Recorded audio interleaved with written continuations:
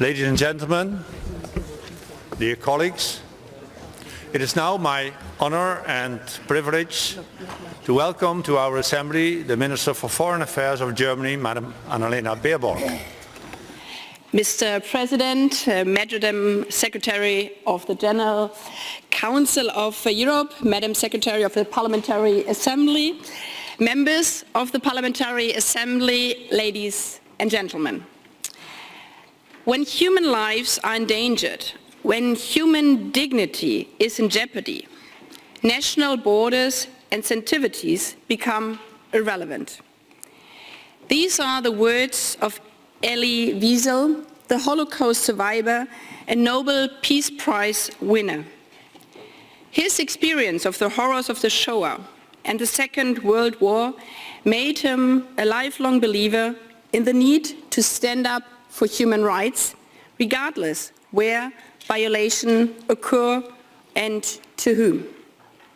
Wiesel was convinced that when human rights are violated, that this is a warning signal for what there is to come.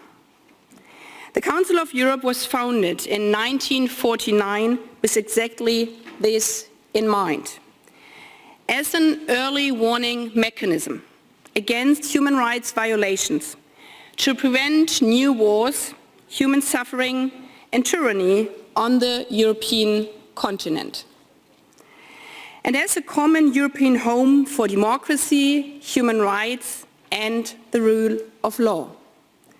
For all Europeans, protected by strong walls formed by the Convention on Human Rights and the Court of Human Rights.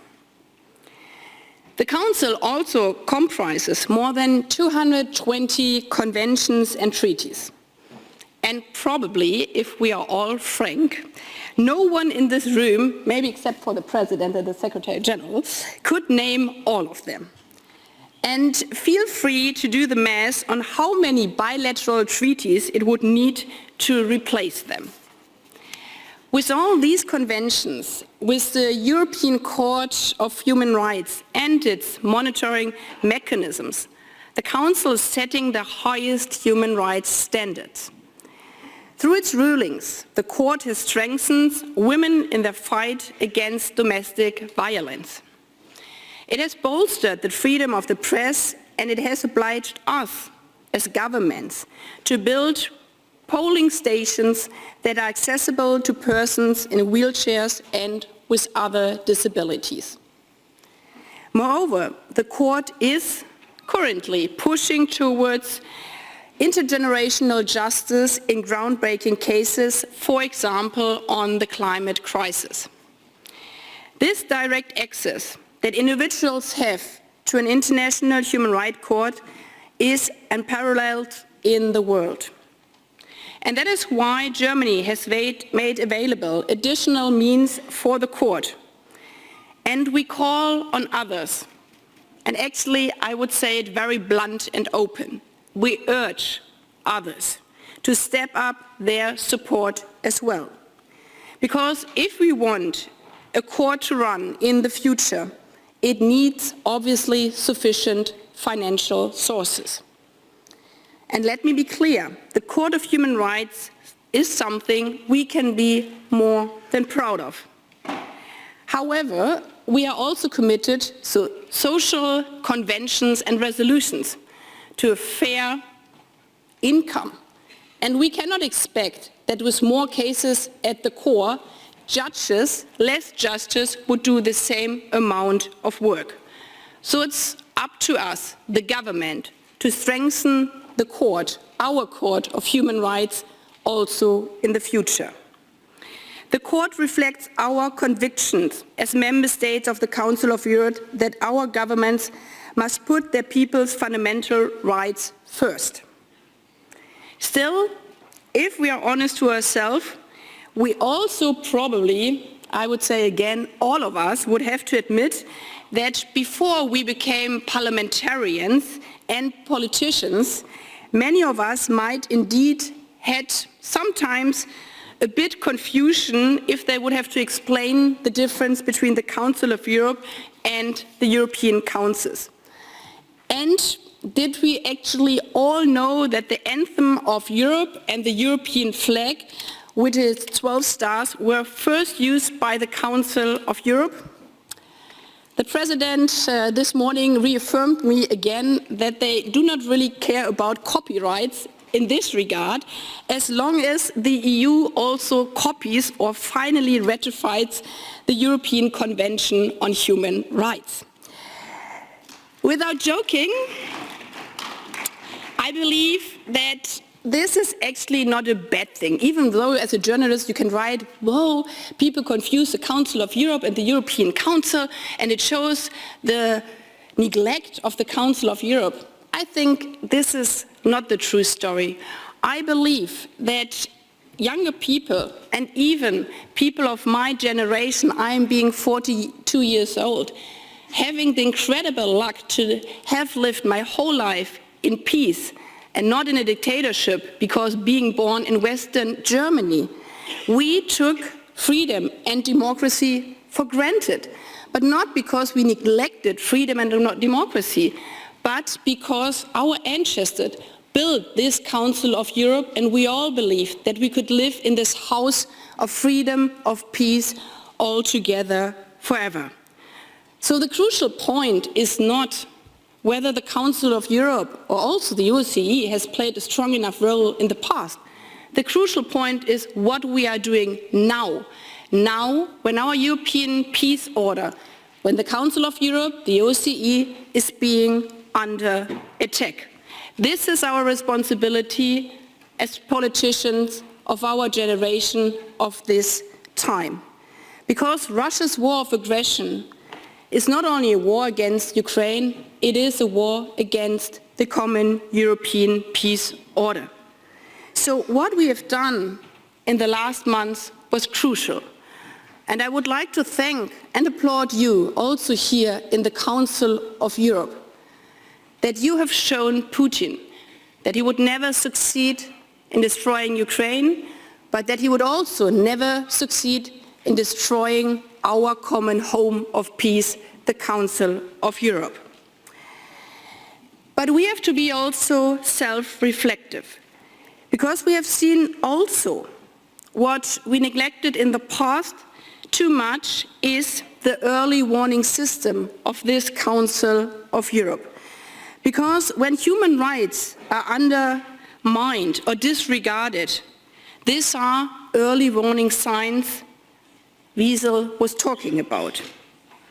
And ladies and gentlemen, we have such warnings have been there in the past.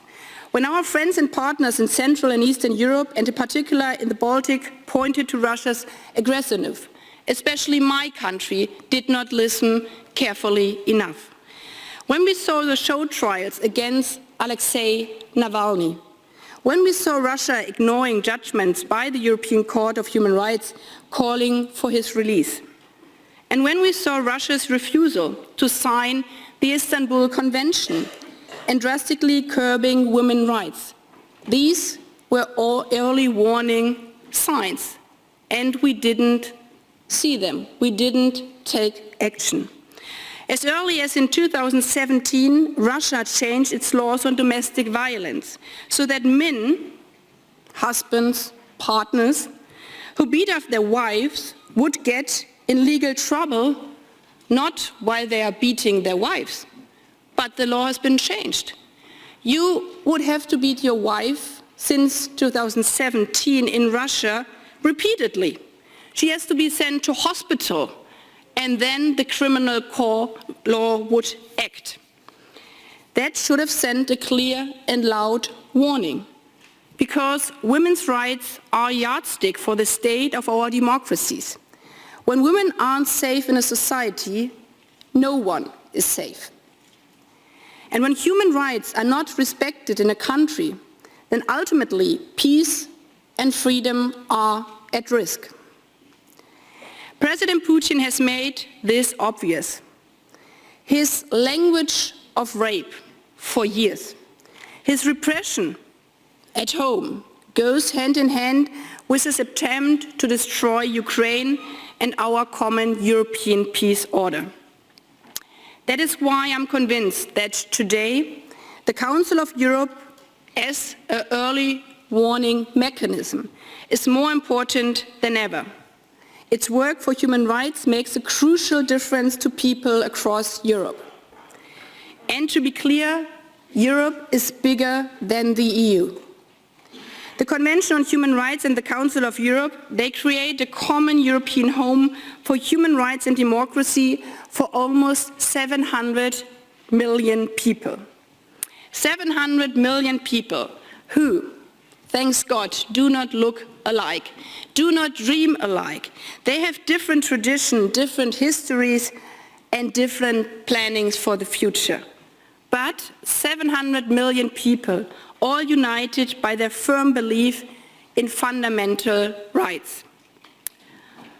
I had the privilege of seeing what this actually means, fundamental rights. When I spoke with teenagers in Kharkiv earlier this month, I was at different spots in Kharkiv and saw all the destruction. But actually what touched me most was my last stop at the heating point set up with so much care, and I would even have to say love. We were sitting around a table, there was a warm stove, and we were offered tea and cookies because it was minus 12 degrees outside. And I was sitting with different teenagers. Their school had been destroyed in the early beginning of that war. So I was asking them, where do you go to school? And they looked at me and said, our school has been destroyed. So they haven't been to a school because not only their school had been destroyed, but many schools in Kharkiv had been destroyed for almost an entire year, because going to a makeshift school would be too dangerous. Because Kharkiv is a place 35 kilometers away from the Russian border. So if there is a rocket being targeted at the Kharkiv school, like before, there is no single air defense system which can prevent that this rocket would not hit their school again.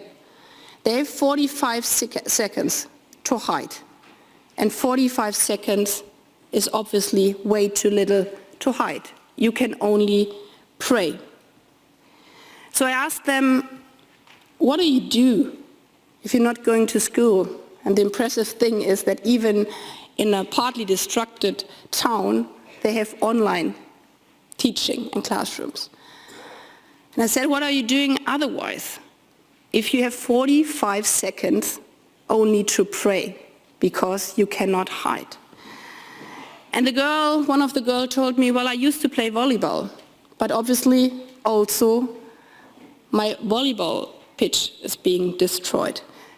And I'm 16 years old. I normally hang around with friends, but also this is not possible anymore. So actually, even though these school children, these teenagers, survived, they are not living a normal life like teenagers. They hide every day and night, praying that the next rocket will not hit them. So when I asked them, why did you leave? Why didn't you leave? This girl, the 16-year-old, said, well, I left with my parents to Italy. But obviously, she came back. And I asked her, why did you come back here? Coming back to your neighborhood of Saltikva, which was wiped out by the bombs. When we were driving through them, you could see still the coffee table in a house which has been partly destroyed. People just drinking coffee before the rocket hit their home. She simply said, with tears in her eyes, because this is my home. Even though my home is now a prison, because I cannot go to school, I cannot go to volleyball, I cannot go out with my friends anymore. This is my home. This is where I want to be. This is where I want to survive if I'm not dying. So the only thing this girl and all her friends were asking for is to live a simple, normal life again, an everyday life where you go out as a teenager to meet your friends, to play volleyball, and to go to school. It is this girl's simple wish for a life in freedom, in peace and with basic human rights that brings home to me what our agenda here at the Council of Europe is all about. Or, if you want to put it big, as German Chancellor Konrad Adenauer said it here at the Council of Europe when it was founded. The Council of Europe is the soul of Europe. It is our duty to keep this soul alive. That is why we are here. That is why I'm speaking here as a German foreign minister. That is why you are here. And you are coming back every month to work for our European soul, to solve it for every person in Europe, for the teenagers in Kharkiv. To make sure that we are not missing the warning signals of human rights violation that can lead to violence and war. And to assure that the fundamental freedoms of women, men and children are better protected every single day. Their rights to live a life in dignity and freedom. Yes, I believe we need the Council of Europe today more than ever to put the power of those rights above the power of might. President Putin wants to drag Europe back in a past dominated by power politics, where states can trample on individual rights in the pursuit of imperial glory, where rulers dispose of their citizens like pawns in geopolitical chess games. That is why in the face of Russia's war, neutrality was not an option. We had to make a choice between injustice and justice, freedom and oppression, between standing on the side of the aggressor and standing on the side of the victims, the teenagers in Kharkiv. And we did. The Council of Europe, we all together adopted a clear and united stance against Russia's war. We jointly voted to expel Russia from the Council. And we made clear that the Council stands with the brave women and men and children of Ukraine who are fighting for their country and their freedom, but also for democracy and human rights on the entire European continent. Because the Council is not a geographical concept. Because the Council unites us in the concept of human rights, democracy and the rule of law.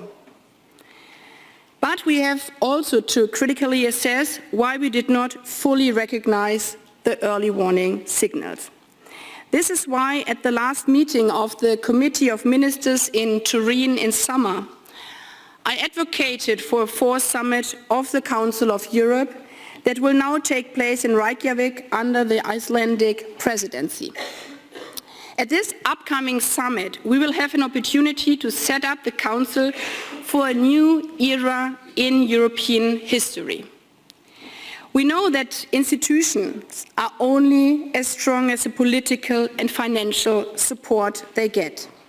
And that means we also have to give the Council the financial and other means it needs, as I said in the beginning. In this era marked by Russia's war, we can no longer take the progress of liberty and human rights in Europe for granted. Fundamental rights and freedoms are under pressure on too many fronts. Therefore, if we want to show that despite repression and war, the power of democracy and the soul of Europe remain unbroken on our continent, then we have to stand up and fight for them. Let us keep this in mind as we prepare for the Reykjavik summit, building on all our valuable ideas and suggestions. And there are many floating around. You took a decision just these days, and I would like to focus on three crucial points for this summit. First, the summit should reaffirm our joint commitment to the core values of the Council of Europe. Or let me put it in another way.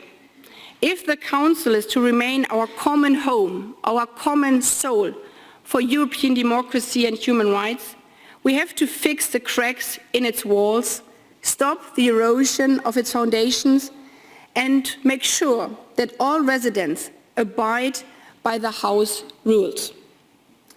I'm aware of the fact that our 46 member countries have very different historic and cultural pasts. I also know that no legal system and no democracy is perfect. Thanks God, because no human being is perfect, because we are all different. But what we all wish for is to get better every day. Because there is not such single form or type of a perfect democracy. But what binds us all in the Council is our commitment to the rule of law and to the division of power, our pledge to protect our people's fundamental rights and daily freedoms. And that is what we have signed up to. So let me say loud and clear, all member states have to respect the European Convention on Human Rights and implement the Court of Human Rights judgments based on it. And it worries me deeply that for years the Turkish authorities have been ignoring the court's demands to release Osman Kavala, whose detention the court considers to be politically motivated. And yes, it was good that there has finally been a visit, but this is nothing to applaud about because Osman Kavala shouldn't be in prison. It's simply unacceptable for a member state of this council to imprison someone for political reasons. That is why the Committee of Ministers has initiated infringement proceedings against Turkey. Co-rapporteurs of the Council have recently underlined this by the visit. And I'm reiterating our call for the Turkish authorities to release Osman Kavala and also to release Selahattin Demirtas and the others whom the court has also ruled to be unlawfully detained. We all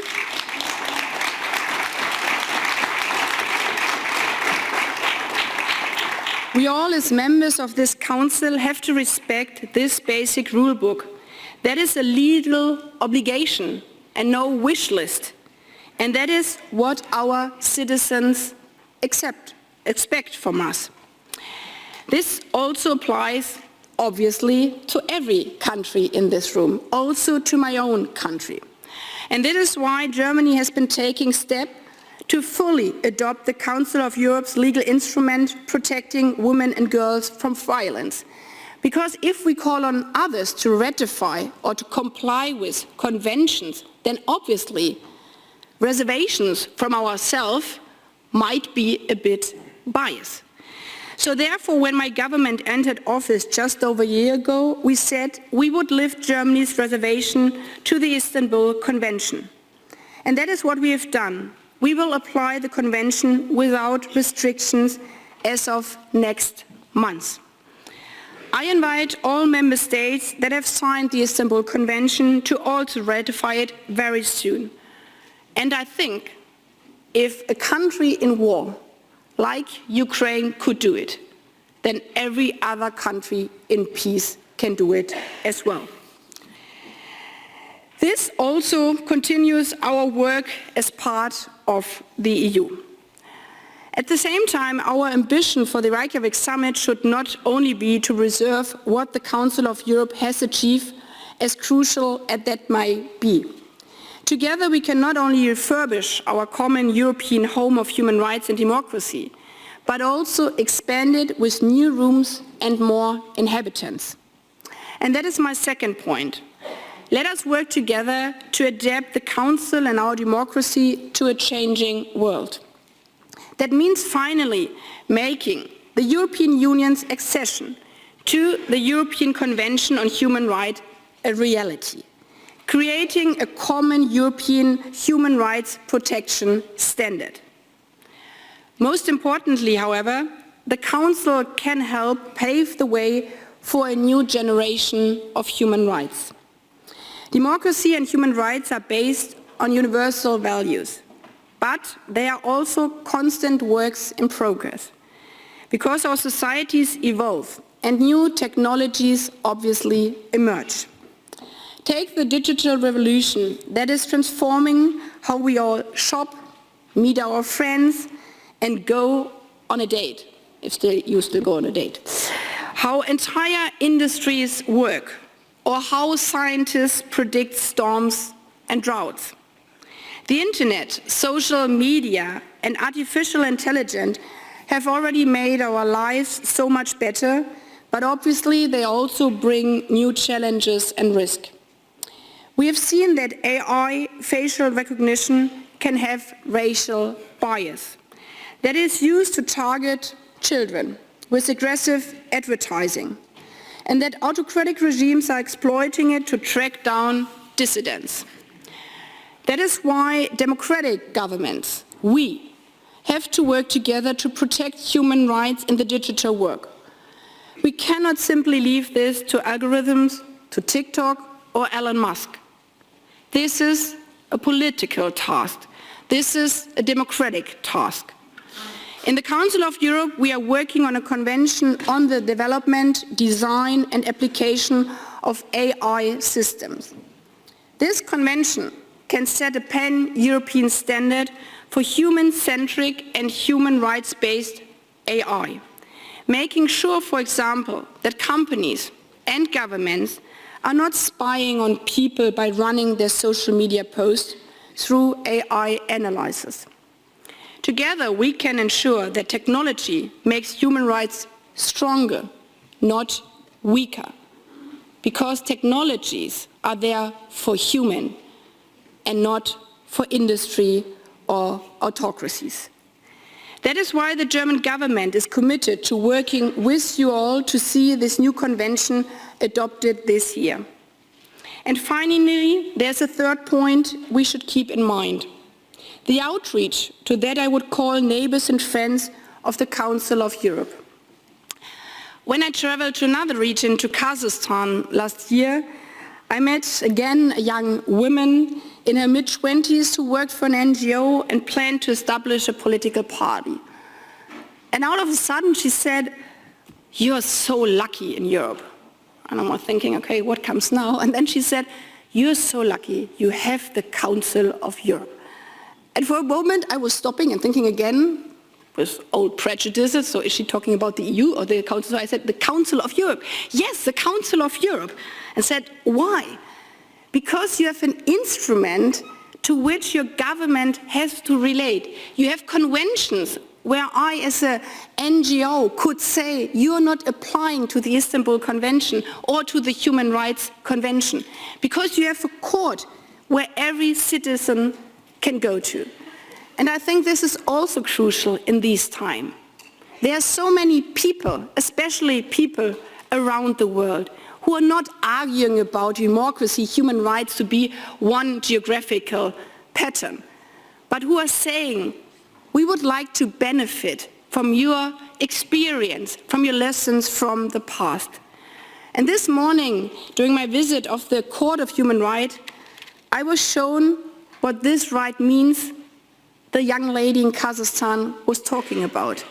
I entered this room of registers, and I mean, this is really interesting when you're talking about AI, and I saw these piles of posts on the table, and people going through all these papers, and some, we also get this as politicians in our offices, where you think, okay, this is a bit crazy, but they are going through every letter. Letters written on paper, some tabled in the internet, but also still letters written on a tiny sheet of paper. Because when you're in a prison and when you're political prisoners, obviously you do not have the best access to this court, to our court. So that any individual can initiate a complaint, and be it with a simple handwritten request scribbled on a postcard or even on a piece of toilet paper sent from a prison. This is as simple as it is, what this soul of Europe stands also for. In many places around the world, people do not have this privilege, and we should remind ourselves to this every day. And that is why it's on us to stand by their side as they around the world strive for human rights when they seek peace and a better future for them and their children. The work of the Venice Commission is a beautiful example of how the values of the Council of Europe can have an impact around the world, even though, again, from the first hand you would say, the Venice Commission not having any real power. But the influence from the Venice Commission is maybe bigger than a big institution with a lot of money. Because with its advice on how to reform electoral laws and constitution, the Commission is a compass for democracy, guiding us and member states from no less than 5 continents all around the world. Ladies and gentlemen, we could go on, and you know it better than me, about the hidden but so powerful tools of this Council of Europe. And it's up to us whether we use them or whether we leave them aside. It's our responsibility. We are the politicians of our times. When human lives are endangered, when human dignity is in jeopardy, national borders and sensitivities become irrelevant. That is how Elie Wiesel put it, reminding us to be watchful whenever human rights are violated. To us here in this plenary hall, these words might seem beautiful and aspirational, but to the boys and the girls in Kharkiv, to the 16-year-old who came back from Italy, to her home, to her destroyed home, because that is her European soil.